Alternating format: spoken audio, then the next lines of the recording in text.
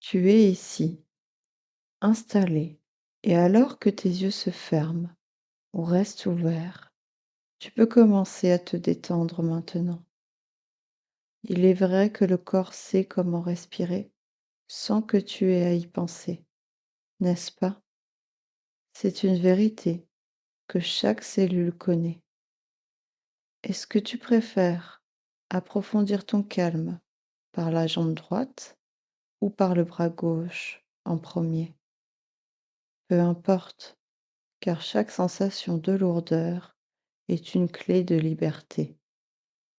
Tu n'as pas besoin de ne pas écouter ma voix, alors que les sons extérieurs deviennent des tapis de velours.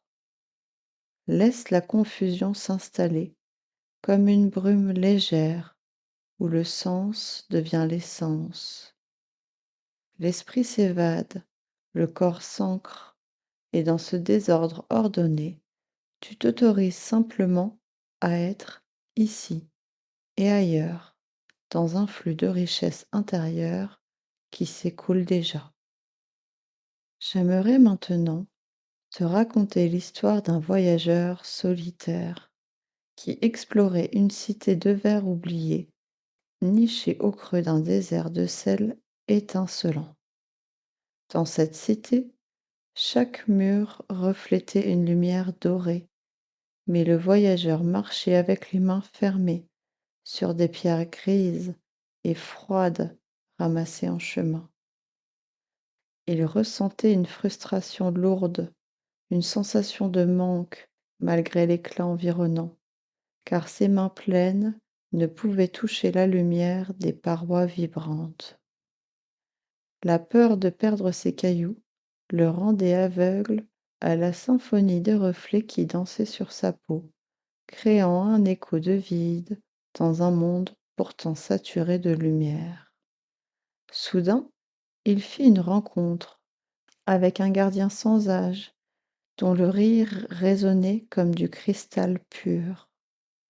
Le gardien ne lui demanda rien, mais lui montra un bassin d'eau vive où les reflets ne s'arrêtaient jamais de couler. L'eau ne retient rien, et pourtant elle nourrit tout, murmura le sage. Le voyageur comprit alors que ces grosses pierres grises étaient les encres de ses larmes anciennes.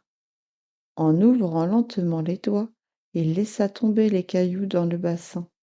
À l'instant même où ses mains se libérèrent, une émotion de soulagement immense, presque électrique, l'envahit, transformant sa perception. Le sel devint sucre et le vide devint une présence palpable. Désormais, les mains nues, il commença à tracer des signes sur les murs de verre. À chaque contact, une chaleur nouvelle émanait de la cité, comme si les murs attendaient son toucher pour libérer leur sève. Il ne cherchait plus à posséder la lumière, il devenait le canal par lequel elle circulait. Il apprit à danser avec l'invisible, ressentant l'odeur du musc et de la pluie sur le sel, goûtant à la plénitude d'un voyage constant.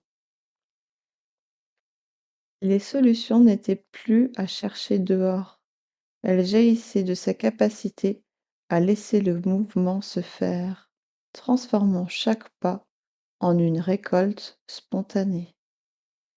Cette cité, c'est ton paysage intérieur, et ce voyageur, c'est cette part de toi qui apprend aujourd'hui à lâcher les vieux poids.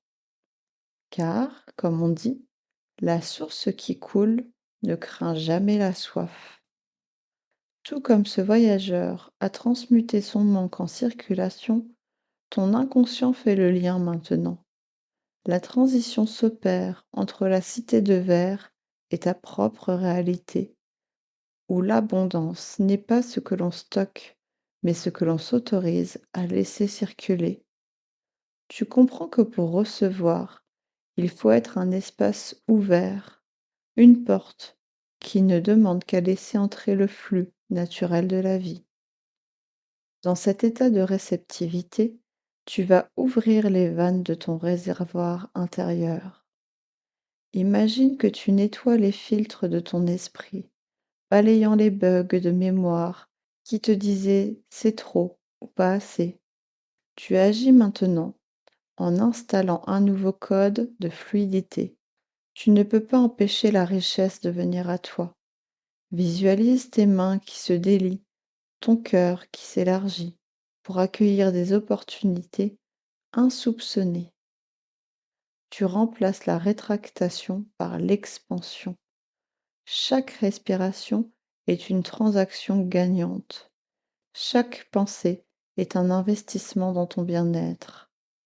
Tu configures ton système pour détecter les pépites de chance là où d'autres ne voient que du sable. Tu es le créateur de ton propre relief, capable de manifester le succès avec une aisance déconcertante. Tout ce que je touche se transforme en or, n'est pas qu'une image, c'est ton mode vibratoire. Tu affirmes ta valeur intrinsèque, car tu sais que tu mérites le meilleur, simplement parce que tu es là. L'univers a horreur du vide, et tu es maintenant un espace invitant.